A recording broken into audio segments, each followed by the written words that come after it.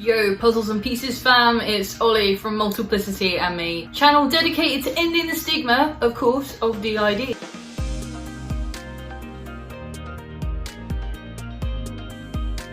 Today's video topic was voted and chosen for by our epic patrons. Cheers guys, really appreciate the support, and obviously for submitting such a cool topic. Gaz has got like a mug and the glass. Can't see, like, there's just crap everywhere in this room, so that's blame Gaz for that one. You can do the dishes later. Up. Okay, you sit there. That's very cool. Well done, Fable. Say hello. Who's that? So anyway, where was I? Before we get started, actually, yeah, we really need to make sure that there's a total disclaimer. I know we put it in the description of our videos, but just to make it clearer, yeah, that's exactly Fable. Iris is coming, and he doesn't want Iris to sit with him. You can't sit with us, says Fable. On Wednesdays we wear pink. Yeah, so basically, although we have professional experiences, yeah, we're not claiming to be as such in the weird and wonderful world that is YouTube, because that would be like irresponsible. But of course, what we can do is bring our personal experiences, plus kind of any resources that we find to back those up, and then just basically share with you our knowledge of what we know. But obviously, we are just kind of laymen, and if we get stuff wrong, we get stuff wrong. Remember, if you're struggling, to reach out to an actual mental health professional. Don't just go to someone on YouTube, yeah? Don't just take their word for it. It's really important. Actually, I say that, I think the only person you should take the word for is Dr. Mike Lloyd, CTAC Clinic, yeah? If you don't know that channel, check it out, because he is a DID specialist in Trauma Dissociation. So yeah, he's an epic guy. Yeah, is that cool? Because like, at the end of the day, learning about ourselves and our disorder is an ongoing journey. You know, not only do studies and stuff change all the time, so does our understanding. And you know, the last thing we want to do is get anything wrong or bring any misunderstanding. So just take everything that you learn from us with a pinch of salt, as much as I think that we can kind of eradicate and educate. You know, so it helps people become more educated. You know, again, it might not be 100%, and we try our best to be, but yeah, just an FYI. Okay, fusion and what we think about it, including Ollie's thoughts and fears. I'm Ollie, if you didn't know. This is my mini-me to represent me while I'm talking. And I guess, so first of all, I kind of have to break down, don't I, like, what is fusion? So I am not the educator of the system. That probably belongs to Jess best, probably my daddy Jamie as well, because they're pretty good at kind of, I don't know, knowledge. But I can simplify it and say that fusion is basically when alters come together to be one. So they're not separate anymore, basically. So like, say two alters come together to make one alter, or if the whole system becomes one, that's final fusion. I think the stereotype is that in order to recover you have to fuse, but that's a bit of a stigma, because you can just work through life being multiple. It's called functional multiplicity, and that's a valid way of living. You can just vibe through life that way. Like, if your trauma doesn't bother you, if you know you don't need to process anything, you can just vibe. And I even think like fusions like between different parts can happen naturally. The more we integrate and process stuff, you may have some parts that come together. It can also happen in therapy, obviously, with guidance and support of working through your stuff. I know that Uncle Jake says it's a bit like Casper the Friendly Ghost. Are we a bit too old for this generation to actually know what Casper the Friendly Ghost is, like, or who he is? But basically, yeah, Casper the Friendly Ghost says that ghosts are still about because they have unfinished business. And I feel like it's kind of the same with alters, because you have to like work through and process stuff in order to be put to rest. And I don't mean death, yeah? Alters cannot die. That's a myth. Alters technically cannot die. But I'm gonna break down, right, what it could be. I don't have any pots and pans to bash together, but I'm gonna bash together Gaz's dishes. Alters can't die! La la la la la. Alters can't die. Okay. Are we understood on that? I think I frightened Fable as well. Look at that face. I just can't get comfortable on this sofa with you, Fate. Oh my crap. I hope I didn't just break the dishes, but I might have done. Little me has fallen over as well. So, it's given up on life, haven't you, mate? I get that. I understand where you're coming from. I understand that. So yeah, I think that's a really like toxic narrative to stand by and kind of shout out from the rooftops about alters dying. So, but why do people think that? Why do people say that? And again, just using own experiences here. So your alters basically are all a blueprint of the overall you. Yeah, so it's a part of your overall personality. We're all parts of a whole personality that was supposed to be, but then kind of got broken up. So a part of your personality cannot literally die. That would be impossible. So let's rule that one out first and foremost. So when an alter fuses, basically we just become like a bigger section. What are you doing? You can't, oh, see, I needed to have the camera like a little bit further down. Yeah? Is that right? When an alter fuses, it just kind of becomes a bigger section of the overall self. I've got dog hair in my mouth. Faye was like licking it now. That's hot. It's really hot, Faye, thanks. I suppose it's a little like mitosis, but in reverse. Parts kind of swallow each other up, the lower that the walls are between each part, right? So the dissociative barriers. So between each part, the lower they get, the more that you kind of blob together. But it's more than like co-fronting or co-consciousness. There's no distinction between you and another part. But yeah, I get why people perceive that as like something to grieve. I understand that, you know, losing that loss of identity in a way. There's safety in separation. If you're a part that doesn't deal with, like me, that doesn't have any trauma or any kind of bad stuff, then it's quite a daunting thing to know that you're not going to have that like escapism, because you're just all going to be part of it. You're all going to be in the mixture of personality soup. Do you know what I mean?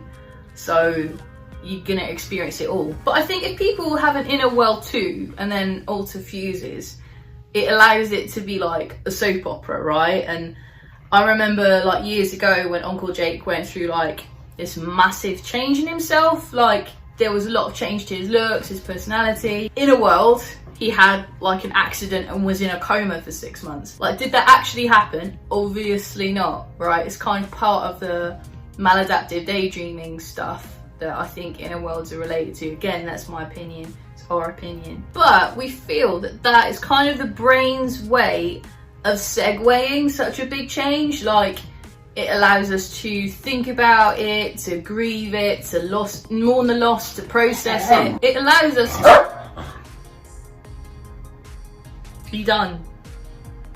Right, it allows us to kind of...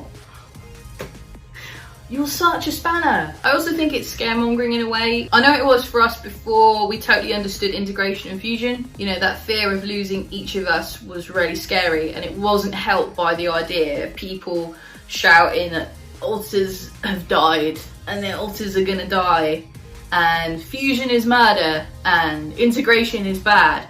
That really didn't help. And in a way it's anti-recovery, because scaring people like that kind of stops others taking steps forward. It did with us. So I think it's worth about, you know, if you are a system and you are kind of going through that, although I understand that you can feel that way, you've got to be mindful of saying something like that can have consequences on others, because others around you are trying to get a grasp of what's going on for them and their disorder. It's understandable, coming from a less informed perspective, why you would really fear that your alters could die. But that's not the case in how it works. So I'm hoping in a weird way that by doing this, it's going to be reassuring to some people. So yeah, how do I feel about it? Because that was also the question. I feel at peace about the idea with final fusion. If you haven't heard from our Twitter or Instagram yet, it's something that we are embarking on, like all of us. And we would all have to kind of want that to happen anyway, at least subconsciously. We would all kind of have to be ready for that, because the brain has to be ready, right, to move forward. So what started happening lately is basically what we were experiencing, no walls between some of us some of the time. So suddenly we'd have like access to more of the overall us that we didn't even realize it was missing, and that was hella liberating. Like, that was such a weird, bizarre but fulfilling feeling to, I guess, gain access to you, a part of you that you didn't realize was missing, to more of you essentially. Suddenly you notice that you've missed out on being whole, like having a bigger variety of thoughts, feelings and emotions. And it's weird because until that point, like, we felt we had everything. We were like, how can we be more us than us, because we're already 3D, we already have loads and millions of thoughts, feelings and emotions and perspectives. But yeah, suddenly you just feel like you do have more, and it's a really weird feeling, like something's been missing all along, and you can recognize that. You feel like you're accessing a bit of you that's been sectioned off in a way, which it has, and it's weird and a little scary, but it's really exciting, and it's something that we're really looking forward to continuing and exploring. It's a bit like, in a way, right, of suddenly being in the driver's seat of a transformer. Like, I know we use our car analogy for switching, right, but imagine sitting in a transformer, like a Power Ranger or whatever, and you've suddenly got access to this amazing machine. You're controlling its arms, moving its legs, you're accessing a whole new body in a way, yeah? Like, you've got this whole new motherboard. You're slowly learning to navigate and handling situations differently, and you get used to not feeling so overwhelmed, I guess, like with experience and with practice, about navigating your new whole self. What? Like, I'm quietly looking forward to being a part of this ultimate robot, where I also get to be part of everything we say and do at all times. But will I miss the individuality of me and my parents and Uncle Jake? Like, yeah, that feels scary. I think that whole idea of not being separate is scary. Like I said, there's safety in separation. But then I've got to remember, again, we don't disappear, we don't die, we will all still be there. We just won't be as noticeable as we are anymore. We won't be as distinct. We'll go by one name. Do you know what I mean? And we'll learn to navigate life as the blueprint of us that never came to be. I guess we're going ahead with this for a few reasons. I know with Jess, a big part of her, and I think even with my dad maybe, I don't know. I feel like this would also probably be something that my dad would say, but I know that Jess in particular is quite vocal about the fact that she doesn't want her abuser to have any more power over her. You know, like, in terms of being multiple, wouldn't it be good if we were no longer multiple and we could finally recover fully from what that person put us through? But again, like, everyone's reasons are different. Some people don't want to final fuse, and that's totally cool, and that also needs to be respected. Like, I cannot highlight that enough. Just because we're doing it doesn't mean that it's right for everyone. These walls kind of kept coming down every so often by accident, but we also took that as a message from our body and brain for it to kind of say that it's ready to do that. Like, we always wanted to stay as a functional multiple, but I think our therapy just kind of shifted and helped us discover gaps, I guess, between our separate selves. Like, it helped us fill in these gaps with, like, between our separation, which ultimately has brought us closer together, gave us the missing puzzle pieces of our overall life, and being able to put them into place just kind of made us connect. I can't even describe it. It's just this really weird feeling, like, whoa, we understand now. So the gaps between us are essentially getting filled, and it really feels enlightening, and this feels like the right path for us. So I don't know how long it will take for our walls to be completely down permanently, and for us to officially get used to navigating life as one person. That's going to take some time. We are also still, like, kind of trauma processing and going back to safety and stabilization. So we've also learned that recovery is not a linear process at all. And I think in a way that's been the biggest shocker. But day by day, all of this seems less daunting, and all we want to do is try and make sure that we're listening to our body and brain and taking it a step at a time. I hope this answers some questions, but equally it'd be really cool if it brought people some comfort about kind of the DID recovery journey. Although, like I said, people's recovery looks different for everyone.